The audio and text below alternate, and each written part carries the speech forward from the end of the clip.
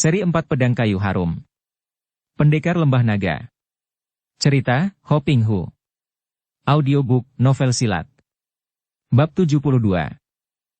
Ternyata nenek itu memiliki kekebalan yang amat luar biasa. Setiap kali dipukul, bukan hanya tangannya sendiri yang terpental, bahkan nenek itu masih terkekeh mentertawakan dia. Sin Liong menjadi semakin marah dan penasaran. Dia harus mengalahkan dan merobohkan nenek itu lebih dulu sebelum dia dapat mengharapkan untuk menyelamatkan Bicu. Maka dia lalu mengeluarkan pekik yang dahsyat dan tiba-tiba gerakannya berubah dan nenek itu terkejut sekali. Hek Hiat Moli melihat betapa begitu mengeluarkan pekik dahsyat, pemuda itu kelihatan penuh wibawa, sepasang matanya mencorong seperti mata malaikat dan tubuhnya tergetar dan nampak seolah-olah bertambah besar. Kemudian gerakan pemuda itu kelihatan aneh sekali. Tiba-tiba pemuda itu menyerangnya dengan gerakan yang aneh, kedua lengannya bergerak, yang kanan menghantam ke arah langit dan yang kiri menghantam ke arah bumi. Itulah satu jurus dari Hok Mo Cap Sajiang yang dipelajarinya dari Bu Beng Hu Chou. Selagi Hek Hiat Moli terkejut dan heran, juga bingung menyaksikan serangan aneh yang sama sekali tidak ditujukan kepadanya itu, tiba-tiba ada angin menyambar dari depan. Angin itu berpusing karena datang dari arah atas dan bawah, yang diakibatkan oleh gerakan membalik dari kedua tangan pemuda itu dan dia merasa seperti digulungkan oleh pusingan angin pukulan itu. Hek Hiat Moli terkejut bukan main, cepat berusaha untuk meloncat mundur dan menangkis, namun dia tidak mampu keluar dari pusingan angin itu dan biarpun dia berhasil menangkis kedua tangan lawan, tetap saja tubuhnya terpental jauh. Bukan main kagetnya Hek Hiat Moli. Biarpun tubuhnya kebal dan dia tidak terluka, namun karena terbanting dan bergulingan, tubuhnya yang sudah tua itu terasa sakit-sakit dan pandang matanya yang tinggal sebuah itu pun berkunang, kepalanya agak pening. Tahulah dia bahwa pemuda ini benar-benar luar biasa lihainya. Baru kurang lebih 50 jurus saja dia sudah dibikin terguling-guling seperti itu. Dia tidak takut, akan tetapi dia enggan untuk dijatuh bangunkan seperti itu, hal yang sungguh memalukan bagi seorang tokoh yang tua dan berkedudukan tinggi seperti dia. Apalagi, tugasnya memang hanya menguji, maka dia merasa sudah cukup dan berloncatanlah nenek itu ke belakang lalu melarikan diri dengan secepatnya meninggalkan Sin Liong. Sin Liong tidak mengejar. Memang nenek itu harus dibunuhnya untuk membalas kematian kongkongnya. Akan tetapi sekarang yang terpenting baginya adalah menemukan kembali dan menolong Bicu sampai selamat. Barulah dia akan mencari musuh-musuhnya kemudian. Musuh-musuhnya adalah Hek Hiat Moli yang harus dibalasnya untuk kematian kongkongnya, dan Kim Hong Liunio pembunuh dari ibu kandungnya. Tapi, sekarang yang paling perlu adalah menolong Bicu. Maka Sin Liong lalu melanjutkan perjalanannya dengan secepatnya menuju ke Lembah Naga. Kalau tidak ada halangan, 2 hari lagi dia akan tiba di Lembah Naga. Maka dia lalu melakukan perjalanan secepatnya dan biarpun dia tidak bernafsu, namun dia memaksa diri untuk makan buah-buahan dan daging ayam hutan yang ditangkap dan dipanggangnya karena dia maklum bahwa dia akan menghadapi lawan-lawan yang tangguh dan bahwa dia membutuhkan banyak tenaga untuk menolong Bicu. Oleh karena itu dia harus menjaga kesehatan tubuhnya dan harus makan agar jangan sampai tubuhnya lemas ketika dia membutuhkan tenaganya nanti. 2 hari kemudian tibalah dia di perbatasan Lembah Naga. Dia tiba di luar rawa bangkai yang kini telah berubah keadaannya. Melihat hutan-hutan dan bukit-bukit di sekitar tempat itu, diam-diam Sin Liong merasa terharu. Inilah tempatnya. Disinilah dia terlahir dan dibesarkan. Semua tempat itu, bahkan pohon-pohon besar di sana itu, kelihatan amat indah dan amat dikenalnya, seperti sahabat-sahabat lama yang kini mengeluh-elukan kedatangannya kembali dengan melambai-lambaikan ranting-ranting dan daun-daunnya yang tertiup angin. Teringat dia akan gerombolan kera besar kecil yang dahulu menjadi sahabat-sahabatnya, bahkan keluarganya karena dia adalah anak pungut seekor kera besar. Teringat semua itu, naik sedu-sedan dari dadanya berhenti di tenggorokan, membuat dia memandang termenung ke arah hutan-hutan, dan timbul hasratnya ingin memasuki hutan itu untuk mencari sahabat-sahabatnya itu. Dia merasa betapa amat kerasan dia berada di sekeliling tempat ini, seolah-olah seorang perantau yang telah lama pergi kini kembali ke kampung halamannya, mengingatkan dia akan semua bayangan kehidupannya di waktu dahulu. Akan tetapi tiba-tiba bayangan Bicu membuyarkan semua itu. Keharuan dan kegembiraan yang dirasakan tadi lenyap, terganti pula oleh kekhawatiran akan keselamatan Bicu. Teringat akan ini, cepat dia berlari lagi ke depan memasuki hutan kecil di luar Lembah Naga. Akan tetapi, kembali dia harus berhenti dan memandang ke depan. Akan tetapi sekali ini bukan berhenti untuk memandang penuh pesona kepada tempat yang amat dikenalnya itu, melainkan untuk memandang dengan sinar mata mencorong dan berapi kepada seorang pemuda tampan dan mewah pakaiannya yang berdiri menghadangnya sambil tersenyum manis itu. Cheng Han Ho. Akan tetapi, Sin Leong tidak terpengaruh oleh senyum manis itu. Kemarahannya sudah menyesak di dada dan begitu bertemu, dia lalu berkata dengan suara kaku dan penuh kemarahan. Houko, kalau sekali ini engkau tidak membebaskan bicu, biarlah aku akan mati-matian mengadu nyawa denganmu. Lalu dengan sikap mengancam dia mendekati pangeran itu. Han Ho tersenyum, senang hatinya mendengar betapa pemuda perkasa itu masih menyebutnya Houko. Dia tadi sudah mendengar pelaporan Hekiat Moli yang mengatakan bahwa pemuda itu memang lihai dan patut menjadi pembantu utama sang pangeran. Nenek itu tidak menceritakan betapa dia telah dibikin roboh terguling-guling oleh pemuda itu. Bahkan ketika ditanya oleh sang pangeran bagaimana pendapatnya tentang tingkat kepandaiannya dan tingkat kepandaian Sin Leong, Hekiat Moli menjawab bahwa sang pangeran masih lebih unggul, sungguh pun tidak banyak selisihnya. Berita ini membuat Han Ho girang sekali dan makin besar keinginan untuk dapat menarik Sin Leong sebagai sekutu dan pembantunya. Maka, cepat dia menyambut dan makin gembiralah hatinya mendengar betapa Sin Leong, dalam kemarahannya, masih menyebutnya Houko, tanda bahwa pemuda itu masih tidak melupakannya bahwa mereka berdua pernah mengangkat saudara. Cheng Han Ho membelalakan kedua matanya dan memperlihatkan sikap terheran-heran, lalu mendekati dan membuka kedua lengannya sambil berkata, "Hai. Mengapa engkau menduga-duga yang demikian buruknya terhadap diriku, Leong Te? Kita adalah kakak beradik angkat, sudah seperti kakak dan adik kandung saja dan kita sudah banyak saling bantu, mana mungkin aku ingin menyusahkanmu?" Sin Leong teringat akan peristiwa ketika dia dan bicu terjatuh ke dalam jurang, maka dia berkata dengan suara dingin. Tidak perlu membujuk lagi, pangeran. Engkau tidak hanya menyusahkan aku berkali-kali, akan tetapi bahkan nyaris membunuhku baru-baru ini. Aku datang bukan untuk mendengarkan omongan manis, bujukan palsu, melainkan untuk menuntut agar engkau membebaskan bicu. Kembali terdengar ancaman dalam suara ini dan kini Sin Leong tidak lagi menyebut Houko, melainkan pangeran, karena hatinya sudah panas dan marah sekali. Pangeran Cheng Han Ho tersenyum. Engkau salah mengerti, Sin Leong. Peristiwa yang lalu terjadi karena salah pengertian. Engkau begitu keras hati. Akan tetapi kalau menganggap aku bersalah, biarlah aku minta maaf. Tahukah engkau betapa aku menangisimu ketika engkau terjun ke dalam jurang itu? Dan aku sengaja menyuruh bekas suci dan suboku untuk mencarimu sampai dapat. Kemudian, untuk menebus semua kesalahpahaman itu, engkau menyuruh culik bicu dan memancingku datang ke sini. Sin Leong berseru dengan penuh kemarahan. Cheng Han Ho mengangkat kedua tangannya ke atas. Tenang dan sabarlah, Leong Te. Aku bersumpah. Bicu dalam keadaan selamat dan baik-baik saja, dia menjadi tamuku yang terhormat. Dengarlah baik-baik lebih dulu. Memang aku menyuruh Suci untuk membawa Nona Bicu ke sini, memang dengan maksud agar engkau menyusul ke sini. Akan tetapi bukan dengan maksud buruk, sama sekali tidak, Leong Te. Melainkan karena aku membutuhkan bantuanmu dan tidak ada jalan lain untuk membujukmu. Engkau memang curang. Selalu mempergunakan sandera untuk memaksaku. Akan tetapi sekali ini, jangan harap engkau dapat memaksaku melakukan sesuatu, Houko. Bukan engkau lagi yang mengajukan syarat, melainkan aku. Syaratku, bebaskanlah bicu baik-baik dan biarkan kami pergi. Kalau tidak, aku akan mengadu nyawa untuk menyelamatkannya, dengan taruhan selembar nyawaku. Engkau memang gagah perkasa sekali, Leong Te. Dan aku tahu, aku sudah mendengar dari Nona Bicu betapa engkau dan dia sudah saling jatuh cinta. Aku tahu bagaimana rasanya jatuh cinta. Akan tetapi aku sekarang bukanlah Pangeran Cheng Han Ho yang kemarin-kemarin, Leong Te. Aku telah mengambil keputusan untuk menentang kaisar yang lalim, dan aku telah menjadi kakak iparmu sendiri. Apa? Apa maksudmu? Sin Leong tentu saja terkejut sekali dan merasa heran mendengar ucapan itu. Dia memandang tajam penuh selidik karena hatinya bertanya-tanya permainan apalagi yang dilakukan oleh pangeran yang curang dan licik ini. Cheng Han Ho tertawa. Adikku, engkau bukan hanya adik angkatku, akan tetapi juga adik iparku.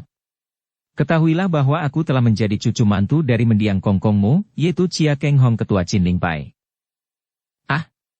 Tentu saja Sin Leong sama sekali tidak percaya dan menganggap pangeran ini hendak menipu dan membohonginya. Tentu engkau tidak percaya, akan tetapi sebentar lagi engkau akan bertemu sendiri dengan Piao Cimo itu. Dengar baik-baik, Sin Leong, aku sekarang telah menjadi suami dari Lie Chiaoxi. Engkau tentu mengenal nama itu, bukan? Diam-diam Sin Leong terkejut bukan main, dan teringatlah dia akan pertemuan antara pangeran itu dengan Lie Chiaoxi ketika dia sedang mengantar pangeran itu untuk mencari Ouyang Busek. Ketika itu, Sin Leong dan pangeran itu melihat Lie Chiaoxi yang membela ketua-ketua Sin Chiang Tia Toupang yang dihajar oleh dua orang bengcu, yaitu dua orang dari Lam Hai Semlo. Ketika itu pun dia melihat hubungan antara kedua orang itu akrab sekali, akan tetapi sungguh tak pernah disangkanya bahwa mereka akhirnya menjadi suami istri. Dia tahu siapa Lie Chiaoxi. Ketika dia ikut kongkongnya di Chin Lingshan, dia sudah mendengar tentang keluarga Chin Lingshan itu, atau yang sesungguhnya adalah keluarganya. Kakeknya, mendiang Chia Keng Hong, mempunyai dua orang anak, yaitu yang pertama adalah Chia Giokeng yang sudah janda dan kini menjadi istri pendekar sakti Yap Kun Leong. Dari suaminya yang pertama, Shi Lie, Chia Giokeng mempunyai dua orang anak, yaitu Lie Seng dan Lie Chiaoxi. Sedangkan putra ketua Chin Ling Pai yang kedua adalah Chia Bun Hou atau ayah kandungnya sendiri.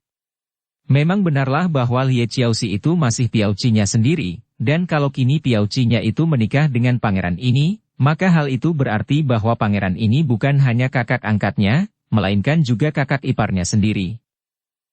Betapapun juga, dia masih belum mau percaya. Bukankah pangeran ini selalu memusuhi keluarga Chin Ling Pai? Bagaimana mungkin menjadi suami piaucinya? Andai kata benar demikian, tentu pangeran ini menggunakan akal dan kelicikannya untuk menipu piaucinya itu. Melihat Sin Leong mengerutkan alis seperti orang termenung kemudian memandang kepadanya dengan sinar mata penuh selidik, pangeran itu dapat menduga apa yang diragukan oleh adik angkatnya itu, maka dia lalu berkata, Leong Te, engkau tidak tahu apa yang telah terjadi. Telah terjadi perubahan besar pada diriku dan kehidupanku. Ketika aku dan Simoy saling jumpa, seperti engkau juga mengetahui, yaitu di pusat Sin Chiang Tia Toupang, kami saling jatuh cinta.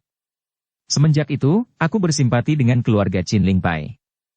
Engkau pun tahu bahwa yang memusuhi keluarga Chin Ling Pai selama ini adalah bekas Subo dan Suciku, sedangkan aku sama sekali tidak mempunyai urusan dengan Chin Ling Pai. Ketika aku jatuh cinta kepada Simoy, maka aku lalu mengusahakan kebebasan keluarga itu dari tuduhan pemberontak dan pelarian. Nah, karena perbuatanku itulah, maka Kaisar menaruh curiga dan benci kepadaku, apalagi karena hasutan Pangeran Hun Chi yang ingin mencari kedudukan. Sahabat-sahabatku ditangkapi oleh Kaisar yang lalim. Oleh karena itu, aku lalu melarikan diri dari kota raja setelah aku menikah dengan Simoy, dan kami telah mengambil keputusan untuk menentang Kaisar lalim. Memberontak. Sin Leong bertanya, masih tertarik oleh cerita pangeran itu. Engkau tentu dapat membedakan antara memberontak dan menentang kelaliman, Leong Te. Aku bukan memberontak untuk merebut kedudukan, melainkan hendak menentang kelaliman yang menyengsarakan rakyat. Dan aku berbesar hati karena istriku, Lie Chiaoxi, berdiri di sampingku dan membantuku, dan demikian pula kelak seluruh keluarga Chin Ling Pai akan membantuku kalau saatnya tiba. Ketahuilah, Leong Te. Aku sekarang sedang berusaha untuk mengadakan pertemuan di Lembah Naga dengan seluruh tokoh Kang Ou dan ahli-ahli silat, partai-partai persilatan di seluruh dunia. Aku hendak mengadakan pemilihan bengcu dan jago nomor 1 di dunia. Setelah itu, aku menghimpun seluruh kekuatan Kang Ou dan kita mengadakan gerakan orang gagah sedunia menentang kelaliman Kaisar. Nah, karena itulah maka aku menyuruh mengajak Nona Baby Chu ke sini, Leong Te, dengan harapan engkau akan suka membantu pergerakan kami ini. Sin Leong merasa terheran-heran dan terkejut bukan main, akan tetapi dia belum sepenuhnya dapat percaya apa yang diucapkan oleh pangeran itu, yang terdengar terlalu aneh baginya. Aku tidak peduli tentang itu semua, Houko. Aku hanya menghendaki Bicu selamat dan kami dibiarkan pergi tanpa gangguan. Aku akan berterima kasih kepadamu, Houko, kalau engkau dan siapapun tidak mengganggu selembar rambut Bicu. Diam-diam Han Hou girang bahwa selama ini dia memperlakukan Bicu dengan baik. Memang telah diduganya hal ini. Orang seperti Sin Leong ini tidak boleh dihadapi dengan kekerasan, akan tetapi harus dengan kehalusan budi untuk menundukkannya. Leong Te, tentu engkau belum percaya kalau tidak melihatnya sendiri. Marilah, adikku, mari kita menemui Tiao Cimu dan kekasihmu itu. Mereka sedang menanti kita di Istana Lembah Naga. Dengan jantung berdebar penuh ketegangan dan penuh harapan, Sin Leong lalu mengikuti Han Hou. Akan tetapi baru beberapa langkah, pangeran itu bertepuk tangan dan muncullah pasukan-pasukan terpendam dari semua penjuru. Melihat ini, Sin Leong terkejut bukan main. Kiranya tempat itu telah dikurung oleh ratusan orang prajurit yang bersenjata lengkap. Dia bersikap tenang dan waspada, akan tetapi pangeran itu hanya minta disediakan 2 ekor kuda. 2 ekor kuda terbaik dikeluarkan dan berangkatlah 2 orang muda ini naik kuda ke Istana Lembah Naga. Lihat, adikku, bukankah kita sekarang kembali seperti dulu lagi, ketika mengadakan perjalanan bersama? Sin Leong tidak menjawab. Memang kenangan itu manis dan membayangkan kebaikan-kebaikan pangeran kepadanya, akan tetapi juga membuat dia merasa sebal mengingat akan tingkah pangeran ini setiap kali bertemu wanita muda dan cantik, dan diam-diam dia mengkhawatirkan keadaan Lie Xiaoxi, cucu kongkongnya itu. Mengapa wanita cantik yang gagah perkasa itu mau menyerahkan diri kepada seorang pria macam pangeran ini, pikirnya heran. Di sepanjang perjalanan menuju ke Lembah Naga yang amat dikenalnya itu, Sin Leong mendapat kenyataan betapa tempat itu terjaga dengan amat ketatnya, penuh dengan pasukan, baik yang nampak menjaga di kanan kiri jalan maupun yang menjaga sambil bersembunyi-sembunyi di balik pohon, di dalam semak-semak.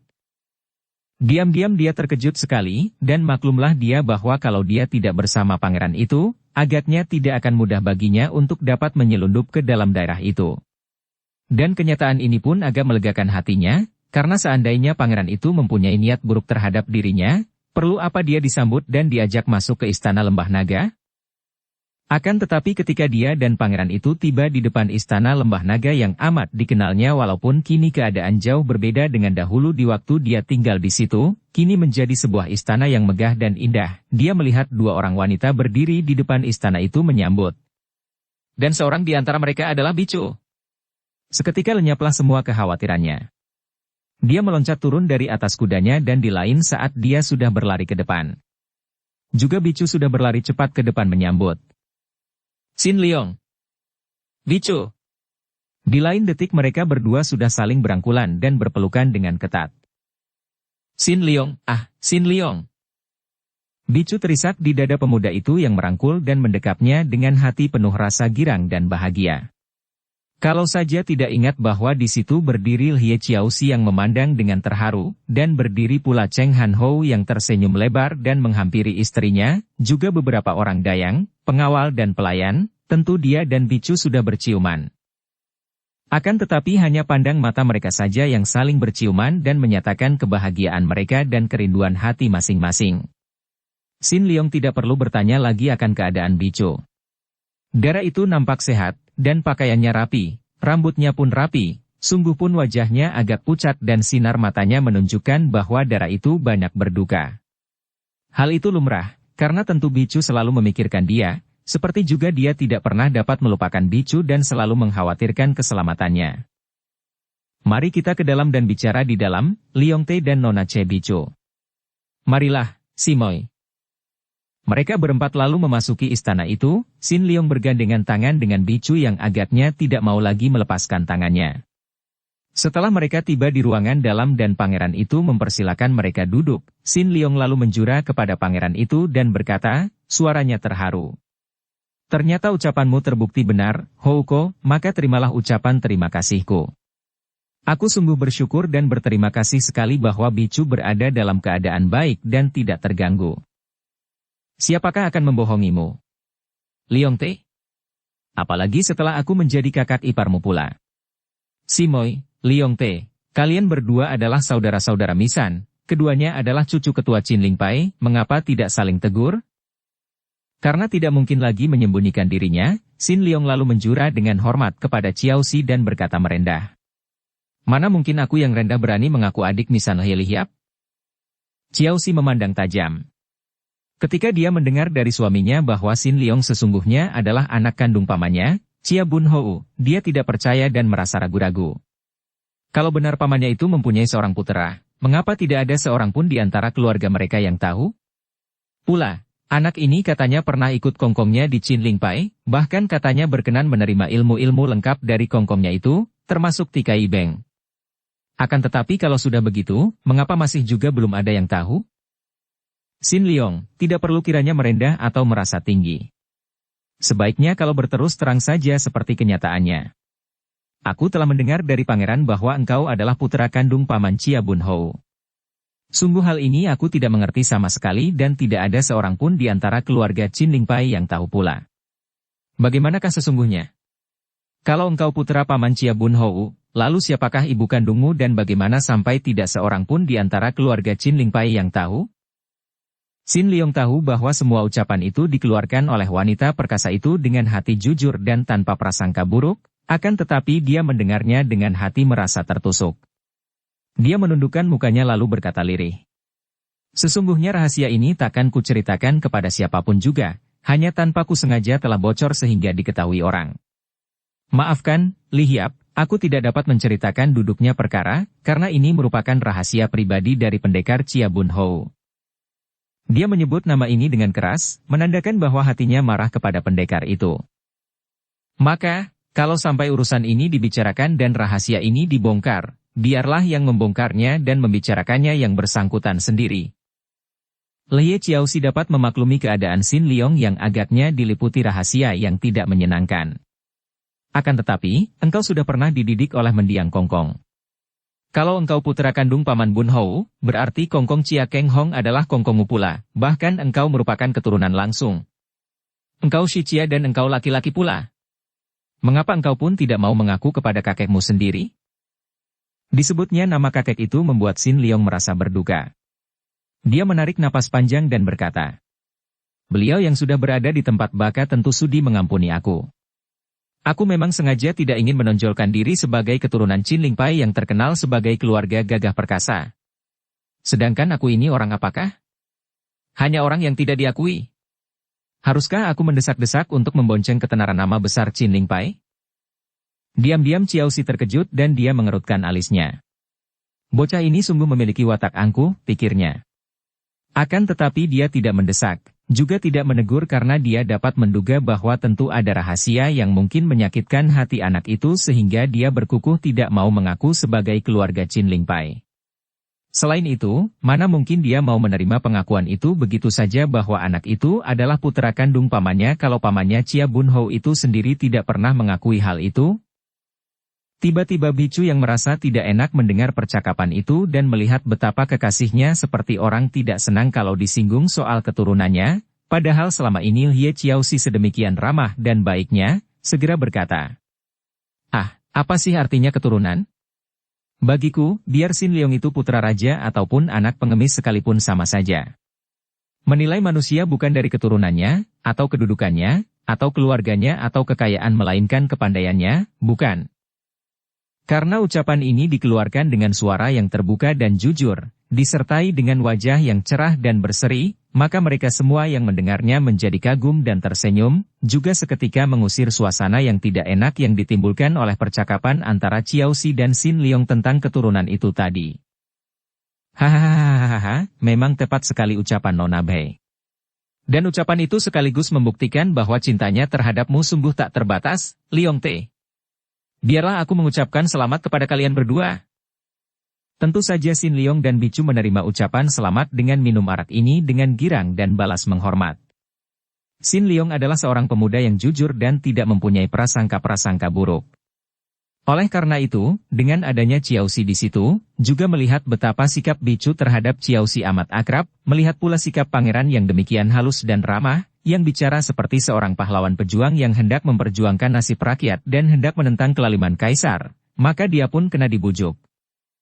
Dia sanggup untuk membantu Cheng Han Hou ikut mengatur dan menjaga terlaksananya pemilihan Bengcu itu, dan diam-diam dia pun tidak mempunyai maksud untuk ikut memasuki pemilihan itu. Dia ingin melihat apa yang akan terjadi dan akan membiarkan kakak angkatnya itu menjadi Bengcu dan berhasil merebut julukan jago nomor 1 di dunia. Dia sendiri sama sekali tidak tertarik dan tidak ingin disebut apa-apa. Mereka berempat lalu makan minum dalam suasana yang cukup menggembirakan. Diam-diam Sin Leong merasa heran mengapa pangeran itu tidak mengajak para pembantu lainnya untuk ikut pula berpesta. Dan dia pun masih bingung apa yang akan dilakukannya kalau dia melihat musuh-musuhnya, Kim Hong Liunio dan Hek Hiat Molly berada di situ. Melihat tiba-tiba wajah pemuda itu kelihatan murung dan alisnya berkerut, Pangeran Cheng Han Hou yang cerdik itu agaknya sudah dapat menduga melihat adik angkatnya mencari-cari dengan pandang mata, kemudian nampak termenung dan muram wajahnya. Leong Te, setelah engkau mendengarkan semua keteranganku, maka engkau tentu sudah mengerti sekarang bahwa kita menghadapi suatu perjuangan yang amat penting yang membutuhkan penghimpunan tenaga yang kuat dan kerjasama yang erat. Oleh karena itu, agaknya engkau tentu tahu pula bahwa dalam keadaan seperti ini, di mana kita amat membutuhkan kerjasama dari semua golongan rakyat untuk menentang kelaliman, maka semua urusan pribadi haruslah dikesampingkan lebih dulu. Sin Leong memandang wajah pangeran itu dengan pandang matanya yang tajam mencorong. Houko, apa maksudmu dengan ucapan itu? Leong Te, aku tahu bahwa engkau mempunyai musuh-musuh pribadi, dan terus terang saja, agaknya akan timbul perkelahian kalau engkau bertemu dengan Suci Kim Hong Liunio dan Subo Hek Hiat Molly. Aku tidak akan mencampuri urusan itu karena aku tidak mempunyai sangkut paut dengan urusan pribadi itu. Bahkan istriku sendiri, Lhye Chiaosi ini, tentu saja juga bermusuhan dengan mereka berdua. Akan tetapi, dalam keadaan seperti sekarang ini, kuharap engkau tidak akan menimbulkan keributan di sini dengan menyerang mereka, karena hal ini akan memberi contoh yang buruk sekali kepada semua pembantu kita dan hanya akan melemahkan kedudukan kita yang sedang menyusun kekuatan dan kerjasama ini. Mengertikah engkau maksudku, Leong Te? Diam-diam Sin Leong terkejut.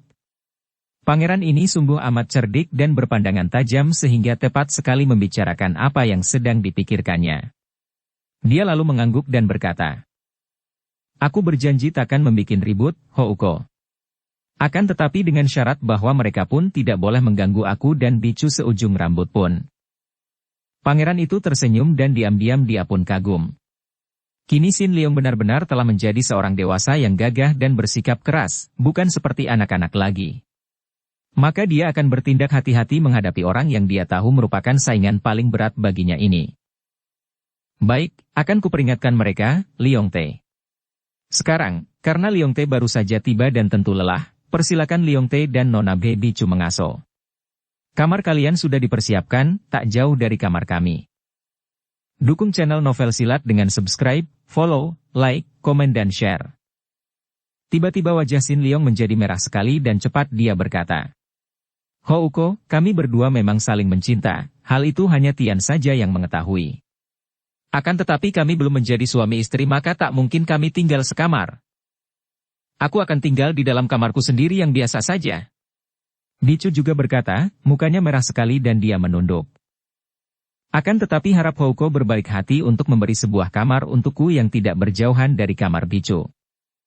Sin Leong tidak mengatakan bahwa dia ingin menjaga dan melindungi kekasihnya itu, akan tetapi hal ini sudah dimengerti oleh semua orang. Baik, tentu saja akan kuatur itu. Maafkan, Leong Te, aku lupa betapa engkau adalah seorang laki-laki sejati dan bahwa kalian belum menikah.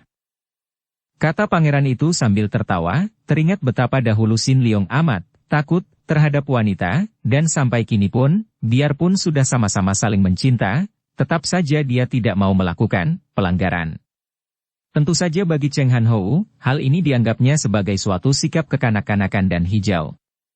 Pangeran itu memberi kesempatan kepada Sin Leong dan Bicu untuk bicara empat mata, maka dia lalu mengajak Chiaosi masuk, Bicu lalu mengajak Sin Leong pergi ke sebuah taman di Istana Lembah Naga itu, sebuah taman yang indah dan terawat baik, berbeda dari dahulu ketika dia masih tinggal di situ. Setelah mereka berada berdua saja di dalam taman itu, Sin Leong dan Bicu tak dapat menahan lagi kerinduan hati masing-masing dan mereka pun saling rangkul dan saling berciuman sampai hampir kehabisan napas. Akhirnya, gelora hati yang rindu itu agak mereda dan mereka duduk berdampingan di atas sebuah bangku panjang, dekat kolam ikan di dalam taman itu. Sin Leong, aku merasa seperti hidup kembali melihat engkau datang. Untung aku belum mengambil keputusan nekat untuk bunuh diri. Ih! Sin Leong terkejut dan merasa ngeri. Jangan sekali-kali engkau melakukan hal itu, Bicu. Selama hayat masih dikandung badan, kita tidak boleh putus asa, dalam keadaan apapun juga. lupakah akan cengkraman mau terhadap diri kita di jurang itu?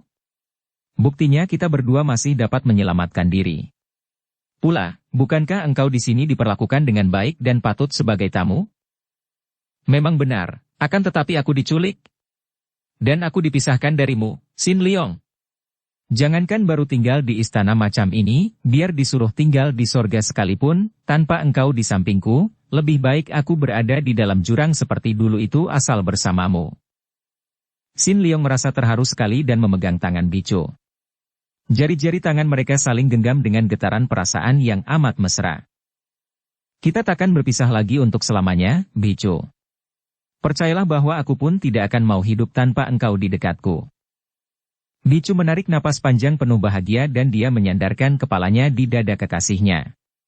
Sampai lama mereka tinggal duduk seperti itu, tanpa berkata-kata karena kata-kata sudah tidak ada artinya lagi dalam keadaan seperti itu.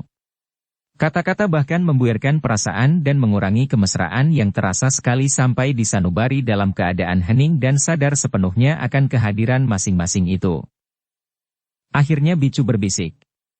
Xin Liong, hatiku merasa tidak enak kalau kita berada di sini. Betapapun baiknya pangeran ini, namun jelas bahwa dia hendak mempergunakan engkau maka dia menyuruh orangnya menculikku. Akan tetapi, dia sekarang telah berubah sejak menikah dengan Enci Ciaoxi? Ah, kau tahu, Enci Ciaoxi sendiri agaknya pun merasa tidak enak dan tidak suka dengan gerakan dari suaminya itu. Memberontak. Bukan memberontak, Bicu, melainkan berjuang melawan kelaliman kaisar. Itu kan alasannya. Betapapun juga, aku merasa tidak enak dan tidak suka, Xin Liong. Perlu apa kita ikut campur dengan segala macam gerakan itu? Lebih baik mari kita pergi saja meninggalkan tempat ini. Xin Liong menggelengkan kepala. Tidak mungkin, Bicu. Berbahaya sekali. Tapi Xin Liong, dengan kepandaianmu yang demikian tinggi, kau tahu, pangeran sendiri memujimu di depanku, mengatakan bahwa di dunia ini hanya engkaulah yang memiliki kepandaian yang hampir setingkat dengan kepandaiannya. Xin Liong menggeleng kepala. Apa dayaku menghadapi penjagaan ribuan orang pasukan? Kau tahu, lembah naga ini sudah terkurung oleh ribuan orang pasukan. Memang mungkin bagiku sendiri untuk lolos melalui hutan-hutan lebat yang menjadi tempatku bermain-main ketika aku masih kecil. Akan tetapi membawamu bersamaku berarti akan menyeret engkau ke dalam bahaya besar. Tidak, aku tidak akan melakukan hal itu, Bicu. Lebih baik kita bersabar, tinggal di sini dulu melihat perkembangan dan melihat gelagatnya. Kurasa Enci Ciaoxi bukanlah seorang wanita lemah. Dia seorang pendekar wanita keturunan Qin Lingpai, mungkin saja dia mencinta pangeran, akan tetapi kalau dia dibawa sesat, apalagi memberontak terhadap kerajaan begitu saja dengan maksud memperebutkan kedudukan, pasti dia tidak akan mau. Dia berhenti sebentar, lalu melanjutkan. Biarpun aku sudah berjanji kepada pangeran untuk membantu, akan tetapi membantu untuk melakukan penjagaan dan dalam menghimpun orang-orang Kang Ou dan melakukan pemilihan Bengcu, bukan membantunya untuk memberontak. Aku tidak sudi kalau harus membantu dia melakukan kejahatan. Dua orang muda ini tentu saja tidak tahu akan segala kepalsuan yang terjadi di dalam dunia ini. Setiap pemberontakan, setiap pembaharuan, setiap gerakan untuk menumbangkan yang lama dan menggantikan dengan yang baru, sudah tentu saja didasari oleh kelemahan-kelemahan dan cacat-cacat dari yang lama, yang akan diberontak itu. Dan yang memberontak, yang baru, tentu mengeluarkan janji-janji yang muluk-muluk. Karena, tidak mungkin pemberontakan dan pembaharuan dapat berjalan lancar dan berhasil tanpa bantuan rakyat. Rakyat harus diberi janji-janji muluk, menonjolkan kelemahan dan cacat-cacat yang hendak dirobohkan dan mengemukakan janji-janji dan kebaikan-kebaikan dari yang memberontak. Semua ini hanya merupakan siasat belaka. Atau mungkin juga janji-janji itu dikeluarkan dengan hati murni oleh para pimpinan. Akan tetapi sayang, begitu maksud tercapai sudah, maka mereka yang duduk di kursi pimpinan menjadi mabuk kemenangan dan sama sekali melupakan atau sengaja tidak mau ingat lagi akan janji-janji yang telah dikeluarkan ketika mereka mendorong rakyat untuk membantu gerakan mereka itu. Dan hal seperti ini terus-menerus berulang. Yang berhasil dan menang kemudian menghadapi lagi golongan baru yang ingin menumbangkannya, dengan janji-janji yang sama pula, dengan penonjolan-penonjolan kesalahan dari yang sedang berkuasa, persis seperti ketika pemberontakan atau pergolakan pertama atau terdahulu itu terjadi. Dan yang menyedihkan sekali, rakyat pun selalu menurut saja dan dapat saja dimakan propaganda dan dibodohi oleh janji-janji muluk yang tak kunjung terpenuhi itu. Kapankah di dunia ini muncul pemimpin-pemimpin yang memimpin rakyat berdasarkan cinta kasih sayang dan sama sekali tidak mendasarkannya untuk memenuhi atau mencapai ambisi pribadi, mengejar-ngejar kemuliaan, kekayaan dan kesenangan pribadi?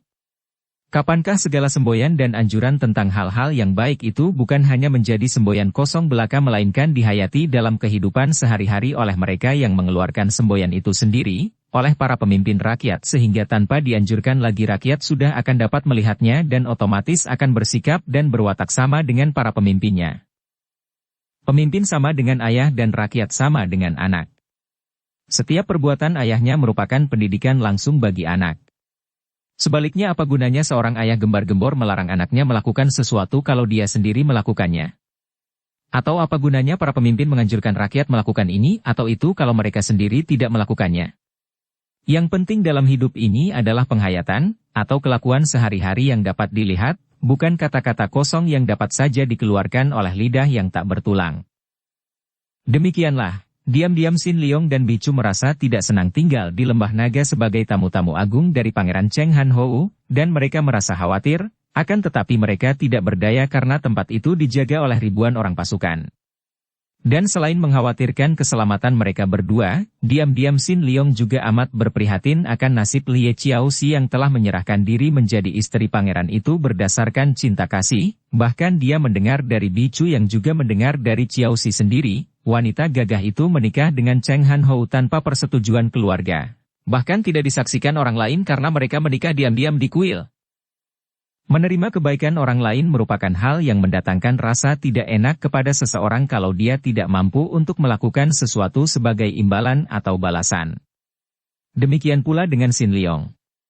Dia merasa tidak enak sekali karena di dalam istana Lembah Naga itu dia diperlakukan dengan amat baiknya oleh Pangeran Cheng Han Hou. Bahkan semua komandan pengawal menghormatinya dan memandangnya sebagai adik angkat, keluarga dan juga orang terpercaya dari sang pangeran. Dan memang demikianlah. Sin Leong boleh pergi kemanapun juga di seluruh daerah itu, akan tetapi tentu saja sendirian. Kalau dia mengajak Bicu, maka mendadak saja penjagaan diperketat dan tempat itu dikurung sehingga tahulah dia bahwa pangeran menghendaki agar Bicu tetap tinggal di istana sebagai sandera. Betapapun juga, Sin Leong sudah membawa Bicu berjalan-jalan, keluar masuk hutan dan menunjukkan tempat-tempat di mana dia ketika kecil bermain-main. Bahkan dia juga pergi bersama Bicu ke dalam hutan di mana dulu dia dipelihara oleh monyet betina besar. Dia bertemu pula dengan rombongan monyet-monyet, akan tetapi tentu saja tidak ada seekor pun monyet yang mengenalnya. Padahal dahulu, hampir semua monyet di hutan itu mengenalnya, bahkan mentaati perintahnya. Akan tetapi dia pun cukup cerdik untuk mengetahui bahwa tidak mungkinlah baginya untuk melarikan diri bersama Bicu dari tempat itu karena sudah terkepung oleh anak buah pangeran, kecuali kalau dia mau mengambil jalan liar melalui hutan-hutan lagi yang tentu akan menghadapi bahaya-bahaya lain lagi yang tak mau dia menempuhnya karena dia tidak mau membawa kekasihnya ke dalam bahaya. Karena tidak mau kalau hanya makan tidur saja, maka mulailah Sin Leong ikut melakukan penjagaan. Pertemuan besar antara orang-orang Kangou masih sebulan lagi dan selama itu seluruh lembah dijaga. Sin Leong seringkali melakukan perondaan di sekeliling lembah yang amat sunyi itu, kadang-kadang membayangkan apa yang akan terjadi di lembah itu. Dia sudah mengajak Bicu beberapa kali mengunjungi kuburan ibu kandungnya, sebuah makam sederhana dan di situ dia bersembahyang bersama Bicu. Kepada Bicu dia menceritakan terus terang semua riwayatnya tentang ibunya yang buntung sebelah tangannya, tentang dirinya yang sesungguhnya adalah putra ibunya yang bernama Leong Sikui dan pendekar Chia Bun Hou. Aku tidak tahu apa yang terjadi dengan ibu kandungku dan ayah kandungku itu. Akan tetapi jelaslah bahwa aku terlahir karena hubungan antara ibu kandungku dan Chia Bun Hou. Akan tetapi, melihat bahwa ibuku kemudian menjadi istri paman Kui Hok Boan dan Chia Bun Hou menikah dengan wanita lain, pendekar wanita Yap In Hong itu, maka kuduga bahwa hubungan itu tentu hubungan gelap. Buktinya sampai sekarang menurut Enci Chiaoxi, seluruh keluarga Qin Lingpai tidak ada yang mengetahuinya. Biarpun aku putra pendekar Chia Bun Hou, akan tetapi agaknya, aku hanyalah anak gelap. Bicu merangkul dan mencium muka yang muram itu. Xin Liong, engkau anak terang anak gelap atau setengah gelap, bagiku sama saja. Aku sudah bilang, aku tidak peduli engkau ini anak pendekar Chia Bun Hou, anak raja, anak jembel, anak malaikat atau anak setan. Maka, tidak perlu engkau bermuram seperti ini. Tentu saja Xin Liong lalu tersenyum dan wajahnya menjadi cerah kembali. Sudah beberapa kali semenjak dia dan Bicu berada di Lembah Naga, dia mengajak Bicu untuk mengunjungi makam ibunya dan pada senja hari itu dia pun baru saja kembali dari makam ibu kandungnya seorang diri.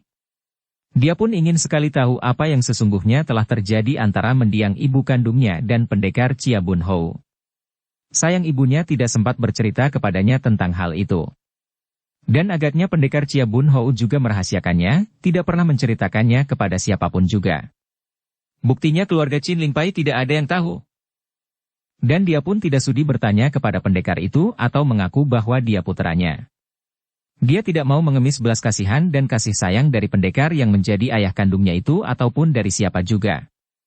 Kecuali dari Bicu agaknya. Terhadap Bicu, apapun akan dilakukannya, tanpa kecuali. Kalau pendekar itu mau mengakuinya sebagai putra, baik. Kalau tidak, dia pun tidak butuh menjadi anak pendekar. Dan dia tersenyum girang mengingat akan sikap Bicu kepadanya. Dara itu mencintanya, mencinta dirinya tanpa kecuali, tidak memperdulikan dia itu keturunan siapa. Sedikit kekecewaan dan kedukaan tentang ayah kandungnya itu segera lenyap ketika dia teringat Bicu yang mencinta dirinya, bukan keturunannya. Senja telah mendatang dan biarpun cuaca mulai menyuram, karena cahaya matahari yang mulai bersembunyi di balik puncak itu sudah amat lemah, namun pandang matanya yang tajam masih dapat melihat dan merasakan adanya sesuatu yang tidak beres ketika dia memasuki sebuah hutan kecil di luar lembah naga menuju pulang itu. Biasanya, di situ tentu ada belasan orang penjaga yang melakukan penjagaan sambil bersembunyi. Dia tadi pun ketika pergi menuju ke makam ibunya, masih tersenyum melihat gerakan-gerakan mereka. Para penjaga yang melakukan penjagaan bersembunyi itu hanya berguna untuk menjaga musuh-musuh biasa. Akan tetapi kalau yang masuk itu orang pandai, tentu orang itu dapat melihat gerakan-gerakan mereka, pikirnya. Akan tetapi sekarang, tidak ada gerakan sedikit pun juga. Suasana di tepi hutan itu sunyi bukan main, sunyi dan mati. Timbul kecurigaannya karena biasanya, setiap tempat selalu dijaga siang malam secara bergilir. Penjagaan yang merupakan sebuah hutan di tepi lembah naga merupakan jalan masuk ke lembah itu, tidak terjaga. Kemana perginya semua penjaga di situ yang jumlahnya belasan orang itu? Sebagai seorang yang oleh pangeran dipercaya untuk melakukan perondaan dan menjaga keamanan lembah itu, Xin Liong merasa berkewajiban untuk melakukan pemeriksaan dan kalau perlu menegur komandan penjaga di hutan itu yang dianggapnya lengah sekali. Bersambung ke bab 73. Dukung kami dengan subscribe, follow, like, komen dan share. Terima kasih.